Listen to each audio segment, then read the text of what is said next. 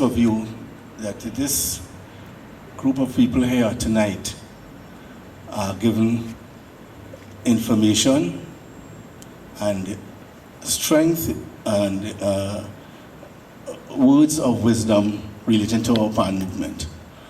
Actually, we need you, God, in creating a better movement for PAN, a new vision for PAN. As a result, we want this to be a forum where people will get information and people will ask questions and be given proper answers to the best of the ability of those who will be answering. Thank you, God. We thank you for health, we thank you for strength, we thank you for life. And we ask that this meeting, this forum, be a blessed one. Amen. Amen. All right, thank you very much, Trevor. And we may not have the protocol right, but I want you to stand again, please, and to join me in singing the national anthem, please.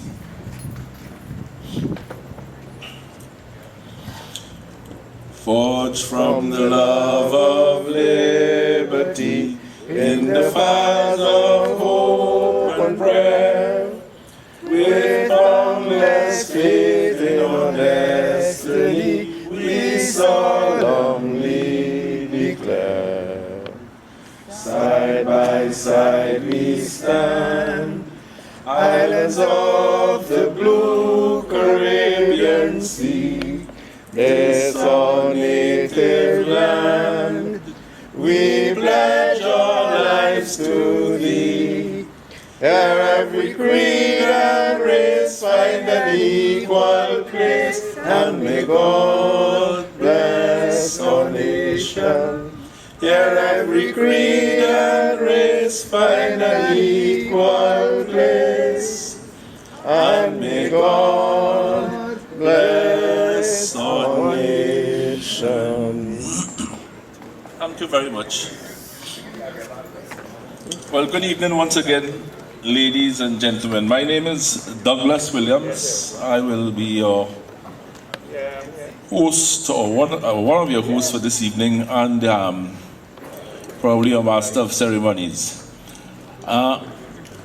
Before I go any further, I recognize Senior Counsel, Mr. MAHARAJ, who is going to deliver the first address coming to us. So please welcome him, please.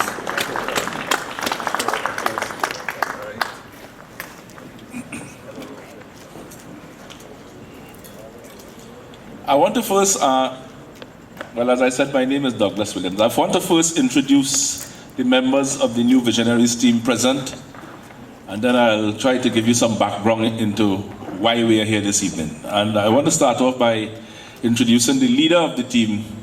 That is Mrs. Beverly Ramsey Moore, who is sitting there, and she is a candidate in the TRINBAGO executive elections. We have with us also, in no special order, we have next to Mrs. Ramsey Moore, Ms. Denise Hernandez. She is going to contest the position of Education Officer. External. Go on ready, boy. External Relations Officer. I see Mr. Iman Berkeley, Trustee, and Salisha James, one of our young candidates from Tobago. She's going to contest the office of Assistant Secretary.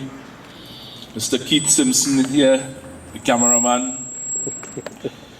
He is going to contest the position of Treasurer. And there is Trevor Cooper at the back, who just said the prayer. He is going to contest the position of Public Relations Officer. Oh, and I am going to contest the position of Vice President.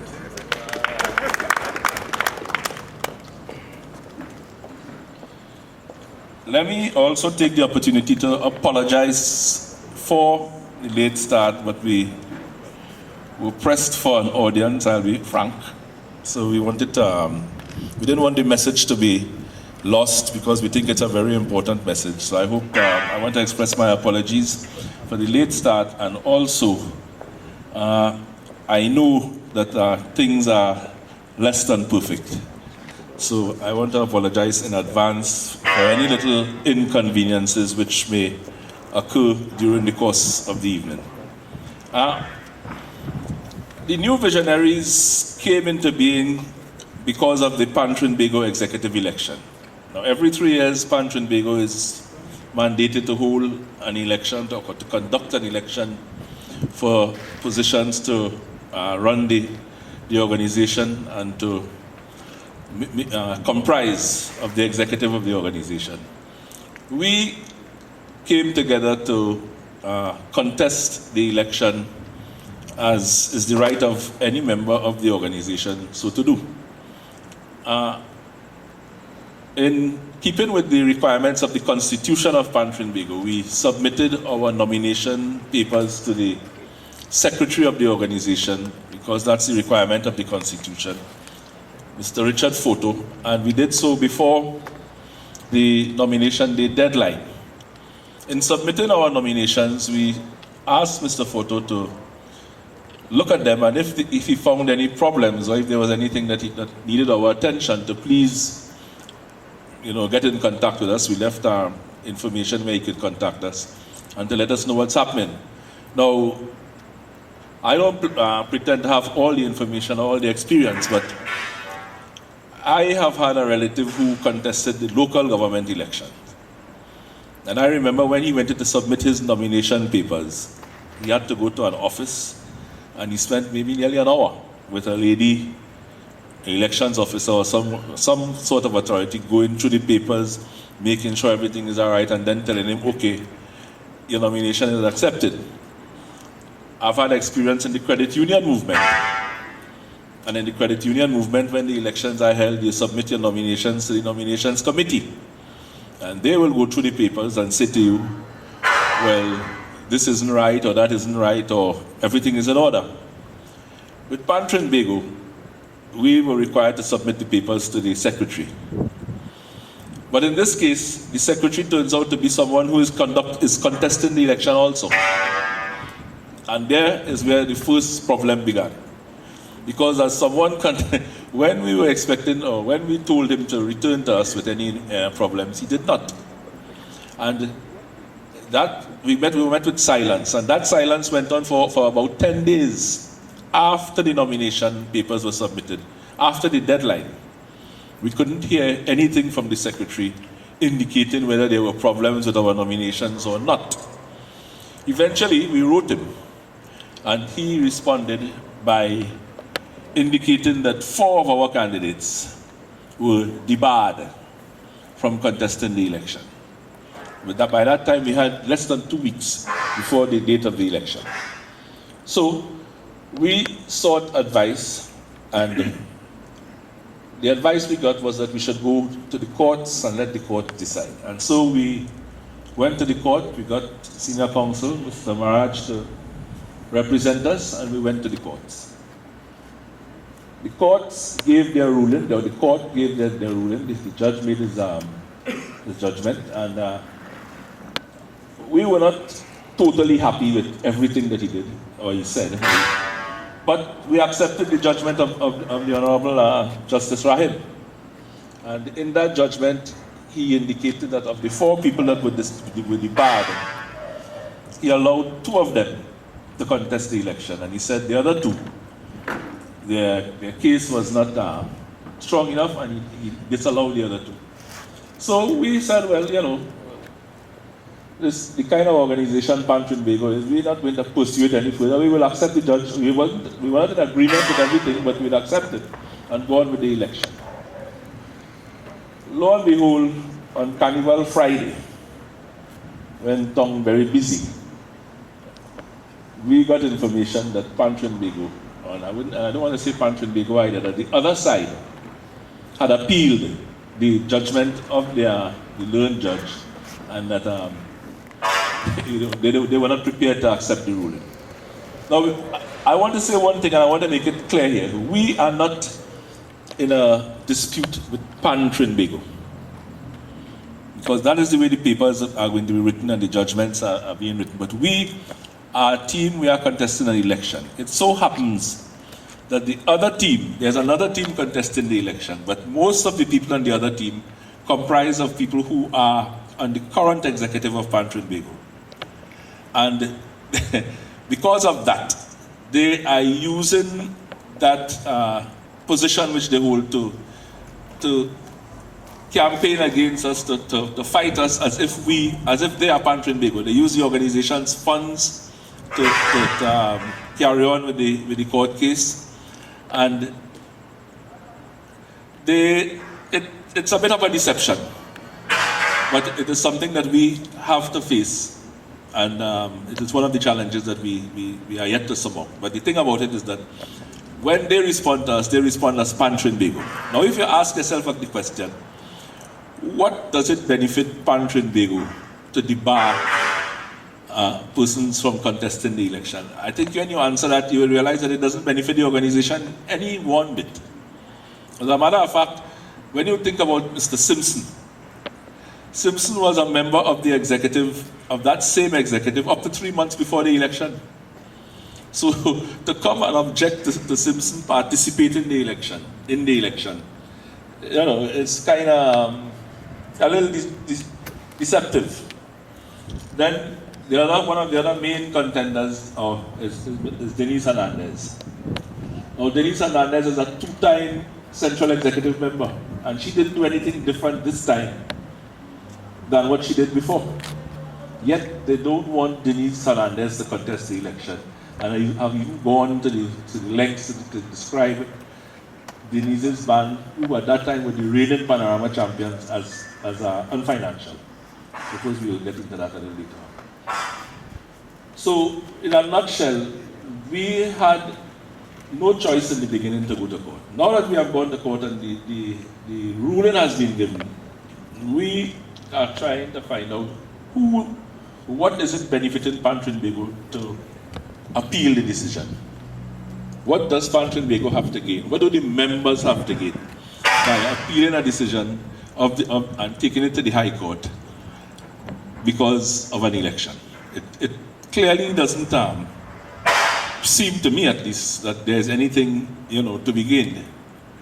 And this evening, we have asked Mr. MAHARAJ as our legal representative, to come and address you all and to give us a little feedback about exactly what is taking place with the appeal of the judgment of Justice Rahim. So, with these few words, I want to introduce Senior Counsel, former Attorney General of Trinidad and Tobago, Mr. RAMESH Lawrence Morale. So please welcome him for me. Thank you.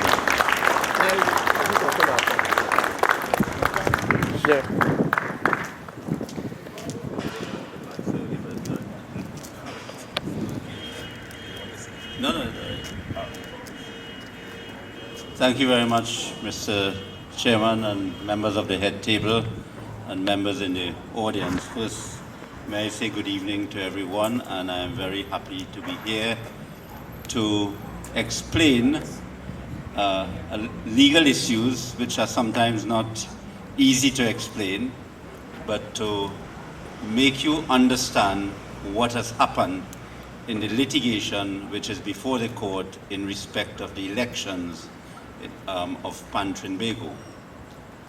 Before I go into the facts, because what I have done, having regard to the seriousness of this issue, I decided to actually write what I have to say in respect of what happened, because I wanted to be as accurate as possible. But before I do that, I want to give you some general principles of law which relate to organizations, clubs and associations, so that you will understand what I am saying in the context of those general principles of law. When a person joins an association and the association has rules, it is the obligation of the governing body to ensure that those rules are observed and followed. And it is the duty of the members of the associations to fight to ensure that the rules of the association are observed. The reason for that is that in all organizations and clubs and associations, you would have a situation in which you have to have a governing body or two governing bodies, one more superior than the other, or even just one. And that governing body would be elected. That body would be elected for a period of time, but it is a duty to have democracy within the organization so that there'll be rules for persons to contest election and to be elected. In the case of your organization, there were rules. There's a constitution and there were rules. So if for some reason or the other, the organization, the governing body of an organization is not following the rules, it is sometimes felt that a member does not have any right of redress outside of the organization. Sometimes the right of redress would be within the organization, and then finally an aggrieved member has the right to go to court, to get a court to enforce his right. Now, those of you who remember, you remember there was a man in Trinidad called Walter Anamontudo. Walter Anamontudo was a member of the Oilfield Workers Trade Union. And he was suspended, but he was not given a hearing. Before he was suspended, he was not told what offense he committed, and he was not given an opportunity to be heard. He filed an application in the High Court in Trinidad and Tobago years ago in the 1960s. And he asked the court to declare that his suspension was invalid. The union had taken the position at that time that he had no right, because this is a private organization and this is a club, and the court had no power to go into all these matters. And the matter reached the Privy Council in London, and it's a landmark case which any one of you can check, and you can see if you have any relative or friends doing law, you can check in the West Indian reports, and you will see the case Anamontudo versus OWTU. And the Privy Council ruled that the rules of an association bind the association in favor of a member, and that it is a contract between the member and the association. And if the association breaks the rules, then you are in breach, the association is in breach of the contract of membership, which the member entered into when he joined the association. It says that when the member joined the association, the governing body would agree to ensure that the rules of the association are practiced in his favor. And although the rules did not say that there should be the rules of natural justice, that before he's suspended, he should be given a hearing, it must be implied that the rules of an association must be administered fairly and equitably. And even though it is not expressed, it is implied that he should be treated fairly before he was suspended. And Anamontudo won his case, and he got his declaration, and etc. So, having given you those general principles of law about an association, I want to read to you, and I say read because I've prepared it in that way. I didn't want to talk ad-lib on it. I didn't want to make any error. I wanted to be as accurate as possible. Keith Simpson, Denise Hernandez, Maurice Alexander, and Stetson Jack, who were called the claimants in the case, were all nominated to contest the elections which were to be held on the 28th of October 2012 to the Central Executive Committee in the new Visionaries slate.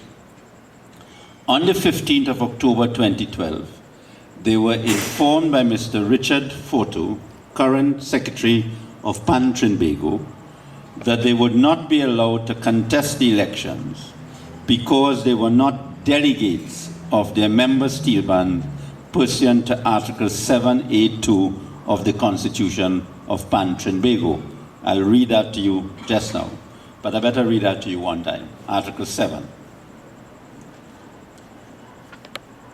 The Article 7, which relied upon that each member steel band shall elect 2 delegates to act as its representatives to the general body and shall inform the secretary of the central executive of the names of such delegates. And most of you would be familiar with that article.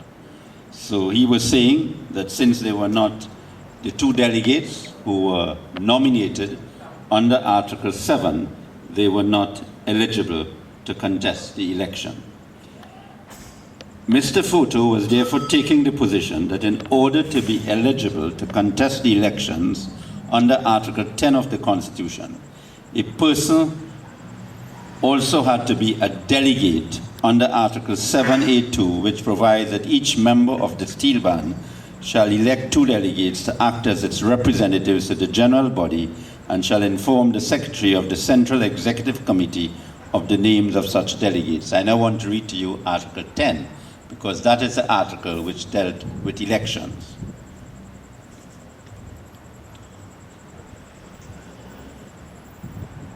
Article 10, which headed elections, said any delegated member of a financial steel band or any outgoing Central Executive Committee member shall be eligible for election to any office of the association. So what Mr. Foto was saying, that Article 10, when it talked about delegated member, was referring to Article 7. But Article 10 did not say the delegated member there is the delegated member under Article 7. And so therefore he was construing the Constitution very restrictively in saying that if these 2 delegates are elected, nominated, only those 2 delegates could contest the elections. So therefore the other members of the steel bands who are to be represented and delegated from time to time would not be able to contest the elections. Now it's very significant, if I pause here, when Mr. Foto went into the witness box to give evidence, and the people were here, I cross-examined him. And I cross-examined him and he agreed that TRINBAGO is a very important institution in Trinidad and Tobago. It is the institution which governs the National Steel Band, important part of the culture of Trinidad and Tobago, and it was therefore very important for the constitution of the organization to be construed liberally so that more people would participate in election that should not be construed restrictively. So he, in cross-examination, agreed with the principle that the rules of the association should be construed liberally and not restrictively. And you would have seen from expressly Article 10 does not refer to Article 7. So let me continue.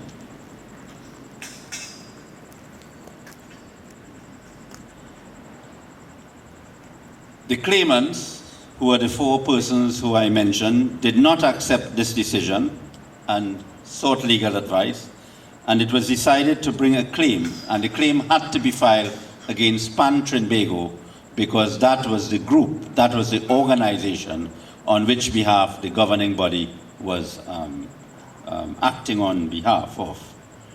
Brought a claim by which they contended that Mr. Foto was in breach of contract, as the Constitution did not require them to be delegates under Article 7 in order to contest the elections. The claimants also stated in their claim that over the years, many persons who were not delegates pursuant to Article 7 were allowed to contest the elections.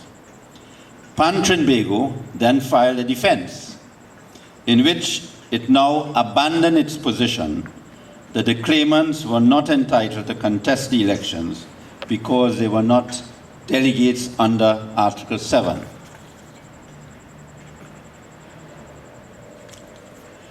It gave no reason as to why Keith Simpson was not allowed to contest the elections, and for the first time gave new reasons why the others were not entitled to contest the election.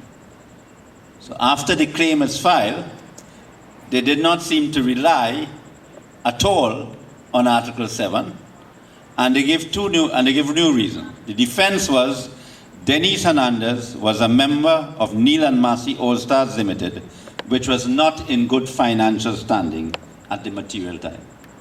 So they're saying that she could not contest because the steel band was not in good financial standing. Imagine they say Neil and Massey was not in good financial standing.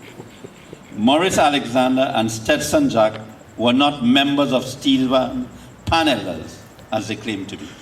So they were saying that although Alexander and Stetson Jack said they were members, they were not members of those organizations. So that was their defense. We, the claimants, then filed a reply in which, among other things, we stated Neil and Massey All Stars was treated by Pan Trinbago as being in good financial standing, as Pan Trinbago owed monies to Neil and Massey All Stars, and there was a system in place by which Pan Trinbago was authorized by Neil and Massey All Stars to deduct the sums owed by it from the sums owed to it by Pan Trinbago. As you know, the monies come from the government, it goes to Pan Trinbago owes the steel band members, and that is how the funds are deducted. So we had the trouble now to go and look for all this evidence. Poor Denise had to go and find all these things, and we had to put that before the court. Pan elders omitted to include the names Morris Alexander and Stetson Jack in their registrations form, but that Pan Trinbago has always accepted the late registration of members of steel bands. And it happened in the trial that because of time frames and etc., we attempted to put in evidence to show that Pan elders made an error in omitting names, and they objected to that evidence going in. Pan Trinbago objected to the evidence going in. On the date of the trial, Pan Trinbago indicated, now after they filed their defense, they made all this gallery and all this fuss, these people cannot contest elections. On the date of the trial, the lawyer for Pan Trinbago got up and said it would not challenge the claim of Keith Simpson that he was entitled to contest the elections to the Central Executive. So in effect, they were saying, we're not challenging. Keith Simpson could have contested, but we're not challenging it again. That is the conduct of that governing body in respect of an election for such an important institution. The trial therefore proceeded in respect of the other claimants, the other three claimants, and on the 17th of January 2012, Justice Rahim delivered his decision in which he found the Constitution does prescribe that only persons delegated as representatives under Article 7 are qualified to be nominated as candidates for election to the Central Executive Committee under Article 10. So the judge found what Mr. Foto originally said. They were not eligible. He found that, and he construed Article 7 to mean that. Then he said there was no evidence of a settled practice that persons contesting elections were not required to be delegates under Article 7. We didn't agree with the judge with that because we adduced evidence to show that, but be that as it may, that is what he found. He found that the third and fourth claimants were not delegates pursuant to Article 7 and therefore not entitled to contest the elections. He found that Neil and Massey All Stars were in good financial standing and therefore the second claimant was entitled to contest the elections. He therefore gave judgment for the first and second claimants, and you remember the first and second claimants would have been Keith Simpson and Denise Hernandez. Judgment for the first and second claimants against the defendant as follows. It is hereby declared that the first and second claimants have been duly nominated and are eligible candidates for election to the offices of the Central Executive Committee. Then he said that the claims of the third and fourth claimants were dismissed, and he made order for costs and damages. And then on the 8th of February 2013, Pan Trinbago appealed the decision of Justice Rahim in relation to the judgment made in favor of the first and second claimants. it was decided that in respect of the other two claims, we could have filed a counterclaim for the other two claimants, but we decided that it was decided that and the two other claimants obviously were not interested in pursuing it, all in the interest of letting the elections go forward. Nobody would have thought that TRINBAGO would have appealed that decision, because it was thought that there was a dispute as to an interpretation. The court has interpreted it, but let the election go forward. But the appeal, and I have something to show you what the grounds of the appeal were. So,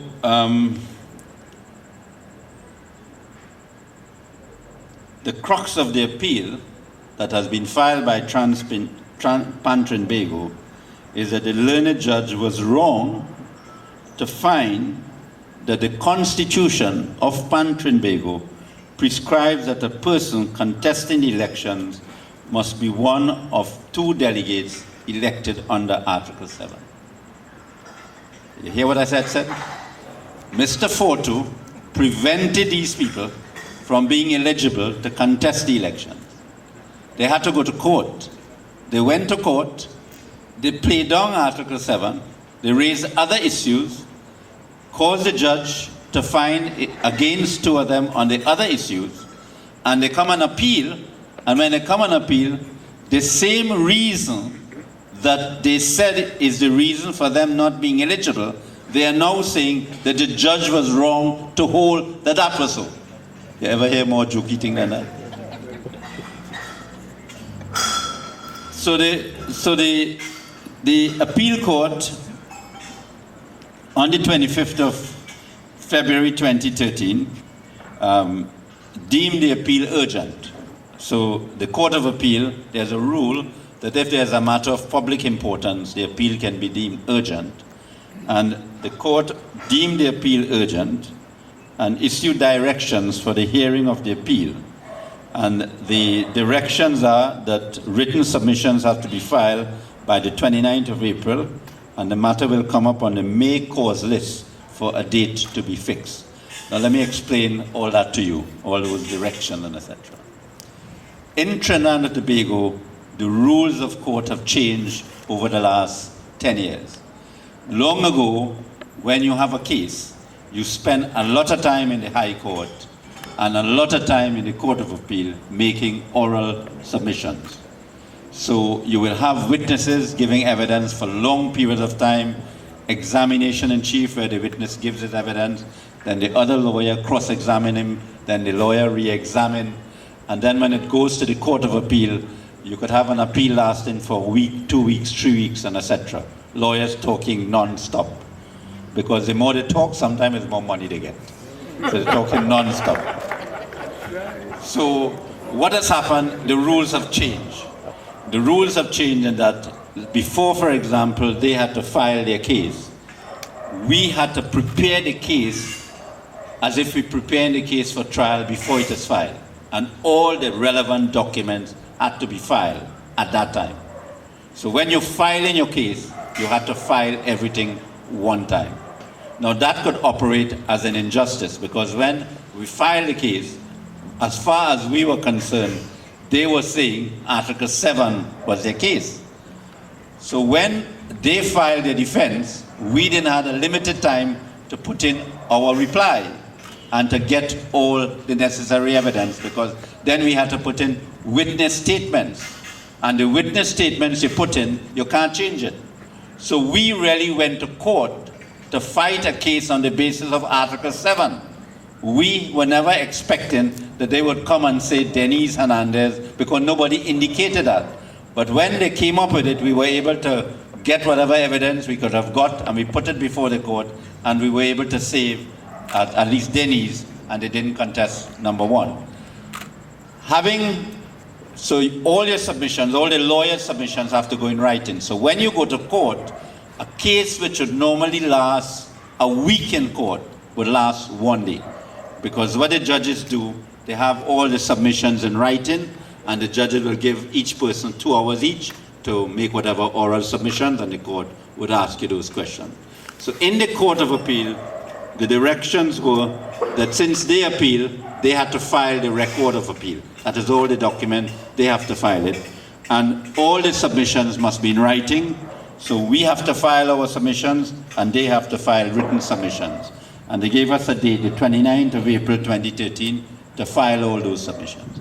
And then the court would have a causes hearing in May, and the court could fix the matter for June or July or whatever date it deems urgent to fix the matter. And it's a one-day appeal. So that is where the matter has reached. But the fact of the matter is that it is known that if you have to go to court, there would be delay. But sometimes a litigant can use the delay in the courts to frustrate a constitution and the rules of an organization. And it really depends on persons who feel that the organization is more important than the individual. One, that is why it is important that when you elect a body to run an organization, as when you elect a government to run a country, it means that the people in government must put the country first and put themselves after. And it similarly means when you elect persons to run an organization, the organization comes first and the egos of the individual come second place. So that having seen those facts and having examined those facts, and what the facts that I've given you today cannot be contradicted. It's part of the record.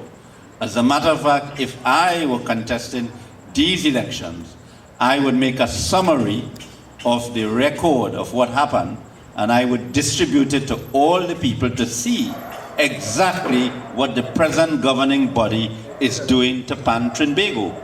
Because make no bones about it, democracy within the organization is being affected. Because by this prolonged litigation, it means that persons who are governing the body have not been elected by the membership of the organization. And therefore it affects democracy within the organization. Now, there is nothing we can do as lawyers to expedite the process because you depend upon the courts. And the courts, it is recognized that the courts can hear this matter quickly, it can delay, it can hear it and take time to give a judgment. We do not have any control over that. As you know, there is a distinction between lawyers and the judiciary. So we do our job as lawyers and the judges have to do their job. One of the things that happen is that when an issue is a matter of great public importance and the court sees that the membership of an organization believe it is a matter of importance and want an early decision, the courts would respond, or normally would respond. And we have crossed the first hurdle in saying that this is a matter of great public importance, it should be heard, and the Court of Appeal has fixed it as a matter deemed urgent to be heard. So in summary, I would want to say that I should congratulate these claimants because it is sometimes not easy to fight for rights. It is sometimes very difficult. And from what I saw, they were not fighting for their individual rights. They were fighting for the rights of every member of the organization to be treated in accordance with the rules of the organization. Just as in Trinidad and Tobago, if a government is violating the rights under the Constitution, it is the duty of persons to stand up, to fight for those rights, not necessarily for their individual rights, but for the rights of all the people of Trinidad and Tobago. Similarly, I regard they standing up, trying to get a judgment in construction by the court and trying to get justice was not only a fight for them, but was a fight for TRINBAGO to ensure that TRINBAGO observe the rules of the Constitution and the rules of the bylaws. And it is in that context I see it. It's unfortunate that there would be such delays, but I think that with your agitation and your public clamor to have your matter heard as quickly as possible, you would get the matter heard very quickly and determined very quickly. I should tell you one thing. In Trinidad and Tobago, under the Constitution, there is always a right of appeal from the High Court to the Court of Appeal. We have now reached the Court of Appeal. And the right to the High Court in a civil matter, a person is entitled as of right to appeal, whether on a question of fact or a question of law. So that there is nothing we could do as lawyers to prevent them appealing because they have that right under the laws of Trinidad and Tobago. Similarly, if we wanted to appeal or cross appeal, we had a right to appeal. But there's a difference when it comes to an appeal from the Court of Appeal to the Privy Council in London. This is not the kind of matter in which there'll be an appeal as of right to the Privy Council in London. This is a matter because under the Constitution, there are certain matters which fall within the category that one is entitled to appeal as of right. Like if it involves an interpretation of the Constitution of Trinidad and Tobago, or if it involves claim in excess of certain amount of dollars. But this kind of case is a case in which you will have to stop at the Court of Appeal. So TRINBAGO will have to stop at the Court of Appeal. If it is that they want to appeal, they will have to apply for what is called special leave. And the court will have a discretion, but they will have to show that the point of law is of great public importance. And in this case, it wouldn't fall under that category, have regard to the nature of the case.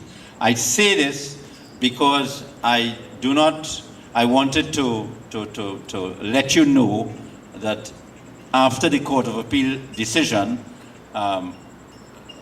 assuming, as I feel that we would win the appeal, TRINBAGO cannot get much of a delay again to go to the Privy Council because they do not have any further right of appeal to the Privy Council.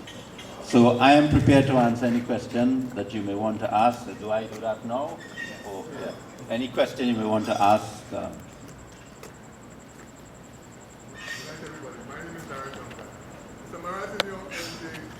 Judge's submission, I don't think I ever heard the word mention people would demand from contested posts.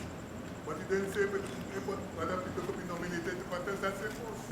So Sorry, I some don't. of these people going up on a post. Yeah.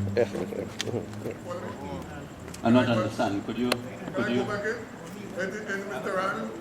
Rahim's judgment, he debarred some members from contesting. Yes. But nowhere in the judgment I heard where you could nominate somebody else. No, well, okay, I understand. Mr. Yeah. Because these people who they were contesting against will be going up on a post. Yes, but Mr. Rahim's judgment was only dealing with 4 persons. Yes, sir. Only the 4 persons, because he had nothing to do with other persons.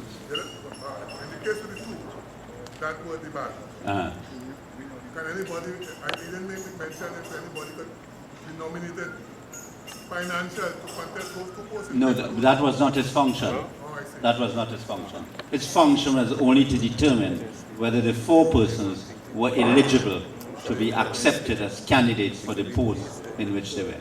So therefore, TRINBAGO has to open up a nomination to No. What happened is that it would mean, I don't think they will have to open it up again. I think what it would mean is that these 2 people would be eligible to contest those 2 posts that they were nominated for, and the same candidates that were nominated would be the Yes, I person. agree with those 2, but my focus is on the other 2. But the 2 were debarred. Yes, what I'm saying, but I talking about can we nominate? No, I don't think so. somebody No, else no, to no, contest? no. So then they will go up on a post. Like, Yeah.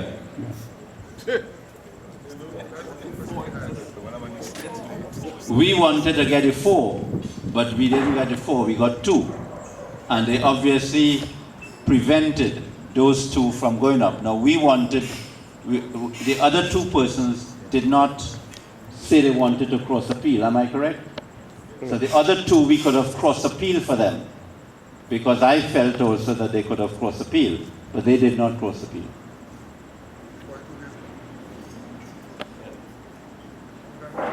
Sorry? I said 42 days gone already, so. Yeah. In other words, the only way that could happen is if the Court of Appeal decide to reopen the whole nomination process again, but I do not think they will do that. I just wait until Yeah. I can Because they will deal with it as it was then, but the elections are only being held now. Yeah. Good evening, Good evening. Senior Council. My name is Gregory Lindsay. I am the manager of Power Star Steel Orchestra Yes, sir. and the delegated member from my steel band to that convention. Yeah. I'd just like to bring into focus a section of the Constitution Sure. to which my question is questioned. I am on page 20 of the TRINBAGO Incorporated He has it. Constitution, He has Article it. 10. Sir Maharaj. Okay. Article 10, I'll give you the elections. Yeah, okay. Number 1, officers of the association shall be selected by means of the electoral process, which shall be held at 2 levels. Part A, the Central Executive Committee shall be elected at the Triennial Special Convention. Part B, the Regional Executive Committee, which shall be elected within 1 month after the Special Convention. My question is relating to the end of your summary about the documentary evidence, which is being brought into circumspect. And given that this matter is still before the court in the appeal process, would it be legally binding for the governing body under the matters which are before the court to procure regional executive elections in all regions, given that the context of this article of the Constitution specifically states that regional executive committee shall be elected within 1 month of special convention, and given that the court order put the central executive committee election on hold, how is it legally possible? How is it legally possible to have regional executives in office? Can you give me your legal opinion on that from this standpoint? Okay. Thank you. Okay.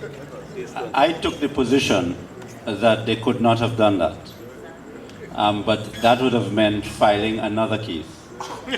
And that would have meant more expense for the persons, because litigation is very expensive. And I told the members of the committee that if they could get some, and at that time I could not take on the load, that if they could get some junior lawyer to help them, I'd be prepared to help. But having said that, however, it does not mean that that's the end of the matter. Because assuming everything goes well, the new executive or the new body can deal with that, because it does not also prevent that from being declared unlawful at any time. You have 4 years to declare that unlawful. Okay? As a matter of fact, I'm just a lawyer here today, but that could be one of your campaign strategies. That if you want your constitution to be upheld, you have to make sure that regional bodies who were elected unconstitutionally do not function.